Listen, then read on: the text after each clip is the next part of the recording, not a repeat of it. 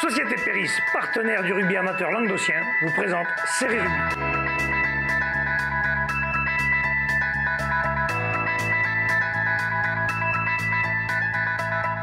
Bonjour mesdames, messieurs, bienvenue à Série Rugby, votre émission sur le rugby amateur de la 4e série à honneur. Avec mes céréales chroniqueurs, bonjour Benoît. Salut Alain. Bonjour Babe. Salut. Bonjour Michel. Salut, et mec. bonjour Bruno. Salut. Bon les gars, on va parler des matchs à venir ce week-end. Ah, il y a des belles oppositions. On va commencer tout de suite par la 4e série.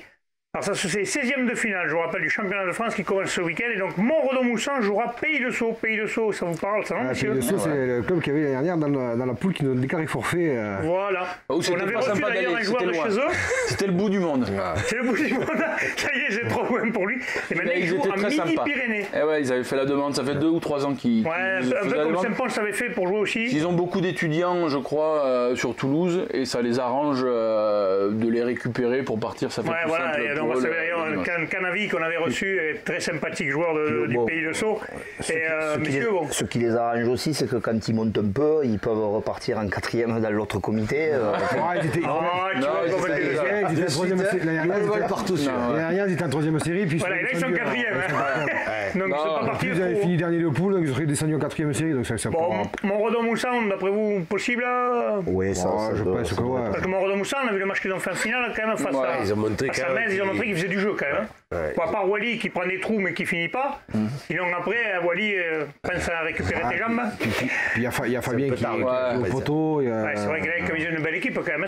C'est des jeunes morts de faim là. S'ils règlent la mire en conquête, qu'ils ont leur ballon, Ça devrait passer. ça peut faire une belle fin de saison. S'ils n'ont pas trop fait la fête là, pendant 10 jours, ils ont des chances. Bon, on va passer justement à la 3e série, 16e de finale aussi avec le bassin. Alors ils ont fait la fête, on a vu, ils ont fêté sacrément le bouclier.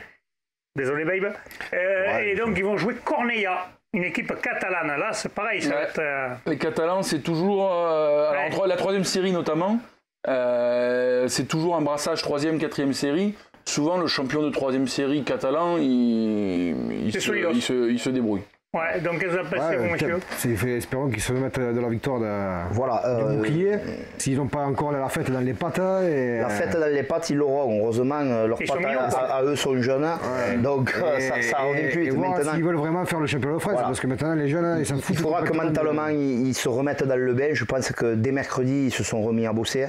Et il y a de quoi faire, quoi. Oui, c'est parce que c'est une belle équipe joueuse. Juste pour excuse-moi Michel, juste pour les inciter à être le plus sérieux possible, en 3e série avec Saint-Jean, on avait été champion, on avait bien fêté, etc. On avait perdu d'1 point contre le Val-Espire qui était champion de 3e série du pays catalan, que je salue d'ailleurs parce qu'il était très sympa, qui ensuite a mis à peu près 40 points à tout le monde, et qui a été champion de France. Voilà, ça serait con de perdre d'1 ou 2 points et puis après voir que les autres... Il y a 12 ans, le bassin, on est champion de France. On bat aussi le champion Roussillon, le Boulou, d'un point en 8e. Donc c'est toujours compliqué. Voilà. Allez, on passe, messieurs, à la 2e série. 16e de finale, Villeneuve-les-Béziers va jouer Landes-Océan, le champion Côte Basque. Ça se jouera à Armagnac-Bigorre. Là, ça va être un morceau peut-être un peu plus difficile. Saint-André-Bizanet jouera le Rugby Club du Golfe, champion Côte d'Azur, je ne me moque pas, en Provence. Et Tau Rugby jouera Miramont, le champion Béarn. Là, il n'y a que des champions maintenant, ça commence à piquer là. À part ceux qui prennent le Côte d'Azur, là, qui ça risque d'être un peu plus facile. Saint-André-Bizanet, tu veux dire? Ouais, surtout parce que Saint-André, quand même, on sait que c'est une grosse équipe. On les a mis favoris dans notre championnat. Ils ont assumé. Là, premier tour de championnat de France, large victoire.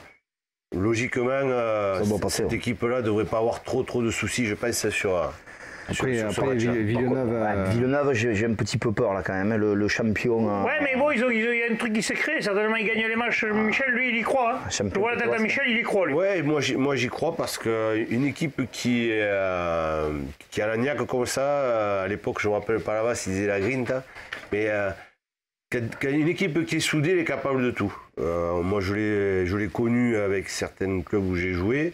Et je suis persuadé que cette équipe de Villeneuve, sur sa lancée, parce que le match de championnat de France, on sait comment ça fonctionne. À un moment donné, il y a des temps forts et des temps faibles. Si le temps faible, on commence à douter, on peut perdre le fil du match. Et quand on est comme ça, dans une telle dynamique, les temps faibles, ils existent plus. Facile à gérer, Voilà, parce qu'on n'a plus peur de rien. Ils ne sont pas favoris, ils n'ont rien à perdre. Et souvent, c'est dans ces moments-là qu'on arrive à faire des exploits. Donc, Et Tau Rugby qui joue Miramont, le champion Béarn. Champion Béarn, quand même. Ouais, les mecs, ils pourraient dire à quelque chose près, ils pourraient dire ils jouent Tau, le champion de Languedoc, donc ça joue pas grand-chose. Ouais. Encore une fois, il y a un bon paquet à Tau, il y a un bon buteur. Des fois, ça peut suffire pour après Tau a un tableau de toute façon beaucoup plus compliqué que Saint-André, par exemple. Et ils ont perdu en finale. Ils se retrouvent en quart. Ouais, mais contrairement, on va le voir en première série, le vice-champion en première série a un tableau. Enfin, sauf cette année, on n'a pas de cul, nous on était surclassés en Coupe d'Europe. Ouais. Mais le vice-champion du Languedoc a quand même d'habitude un bon tableau, quoi. Un meilleur tableau que le champion. C'est bizarre, mais c'est comme ça. On va passer justement à la première série. Moria-Montali jouera Saint-Martin de Seignan, le 3e du Pays Basque Land en Midi-Pyrénées, et Poussin jouera l'US-Pays de Gex, le finaliste du Lyonnais, en Drôme-Ardèche. Bon, le Lyonnais, ça joue au rugby, on va plus dire que ça joue plus au rugby, messieurs. Non, mais notre ami Stéphane n'est plus là, donc on va pas brailler pour donner des billes pour que les mecs se motivent contre nos équipes. Non. Mais Pays de Gex, il y a une bonne équipe, puisqu'on avait discuté avec le Servette, il les avait dans la poule. C'est une équipe qui sait être aussi agressive, puisqu'en finale du Lyonnais, je crois qu'il y a 4 ou 5 rouges. Donc, le Servette, c'était... Il n'y a pas que les abrutis dans le Languedoc. Non. Attention, j'ai pas dit que Pays de Gex c'était abruti, mais il y avait eu 38-5, mais ils avaient essayé de s'accrocher. Sachant qu'en poule, le score avait été de 17-12 ou quelque chose comme ça pour le Servette. Donc il doit y avoir un peu de matos quand même. Après Poussin, moi, il y a niveau rugbystique jeu, c'était peut-être la meilleure équipe avec Ouvé en Cuxac en termes de jeu de la poule, donc je les vois bien passer, moi. Et puis il y a un vieux buteur qui peut mettre des points de temps en temps. Ouais, c'est vrai. Il débute. Et Moria-Montadi contre Saint-Martin de Seignan, messieurs.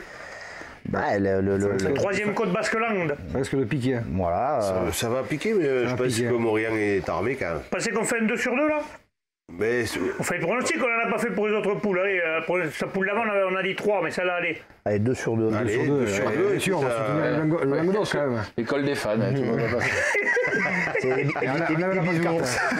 messieurs, on va passer. Oui, vas-y, Michel, qu'est-ce que tu veux dire? On a la chance que nos clubs du Languedoc réussissent, mais tant mieux, et que ça dure le plus longtemps. Ben oui, parce que plus vous durez, plus nous sommes là aussi. Exactement. Ah, il se comprend. D'ailleurs, t'as trouvé quelqu'un pour te repasser les poules. Allez, je comprends bien. Allez, un 16e de finale de promotion honneur, messieurs. Ce jour, les matchs suivants. Rive d'Orbe jouera Urugne, le champion Côte Basque Langue en Midi-Pyrénées. L'US Muriel-Tézan jouera Gand Olympique, le champion Béarn en Midi-Pyrénées aussi. Et 7 jouera Arles, le numéro 3 de Provence. Ça jouera en Languedoc, ça. Écoute. 7... plus facile, non? Plus facile, je sais pas, mais je pense que c'est une équipe qui a besoin de se discipliner un petit peu plus. Elle a vraiment un gros potentiel, nous l'ont montré sur la finale. Ah oui, c'est 9, 10, 15 là, c'est complet, derrière ça peut aller très vite, et on sait qu'en plus, un championnat de France, souvent là maintenant, les beaux jours vont vraiment arriver, et ça favorise les équipes qui envoient du jeu et qui transforment le jeu derrière.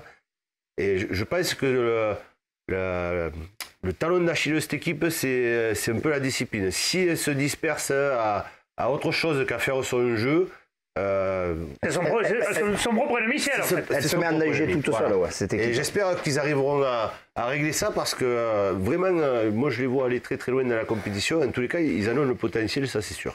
Et eux aussi ont un bon tableau. Muriel-Tézan contre le Gand Olympique, le champion Béarn. Ça va piquer aussi. Ça va être un peu plus difficile. Gand, c'est des clubs, ça. Ils sont champions de France en 2008, première série, contre Lonzac, justement, 13-11. Donc, non, c'est des clubs de rugby qui reviennent régulièrement. Plus le rugby, comme dirait certains. Ça pue le rugby. Muriel, quand même, ils ont la capacité aussi de passer ce tour. Hein. C'est une équipe joueuse derrière, c'est pas mal. C'est juste qu'ils ne seront pas favoris. Voilà. Ils ne seront pas favoris, mais bon, après.